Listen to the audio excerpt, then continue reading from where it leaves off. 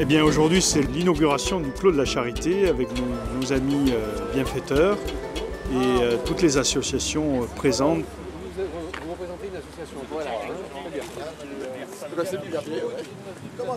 Le Clos de la Charité, qu'est-ce que c'est?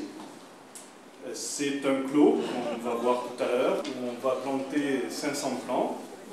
De notre côté, c'est des donateurs, que sont les personnes qui ont parrainé les plants financièrement.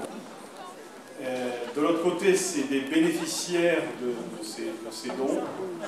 Et il y a aussi l'abbaye qui va donner de son temps, de son énergie, de son argent pour acheter les plants, etc. On pourrait dire qu'on est des collecteurs de fonds, des distributeurs de fonds, collecteurs de la charité.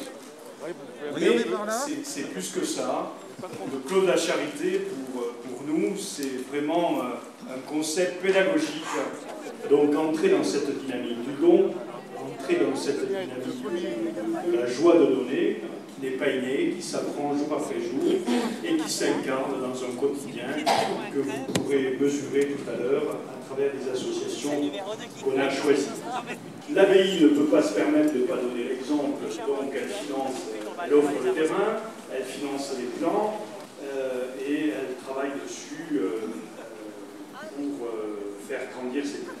Sachant que aujourd'hui nous avons la joie d'avoir notre ami Jean-Michel Nouvel, qui est notre onologue, qui est venu gratuitement présenter la plantation cet après-midi avec nos employés qui ont aussi donné de leur temps et qui sont présents parmi nous aujourd'hui.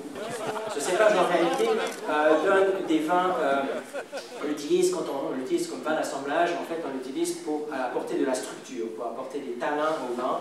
Donc quand on a atteint cette maturité-là, ce vin a énormément de qualités. Il a des qualités olfactives tout d'abord, puisqu'en fait il développe des notes fraîches, des notes mentholées, qui donnent un côté très aérien, très frais, et qui compensent justement peut-être un peu le côté un peu solaire et le côté un peu riche, alcooleux des vins du sud de la France.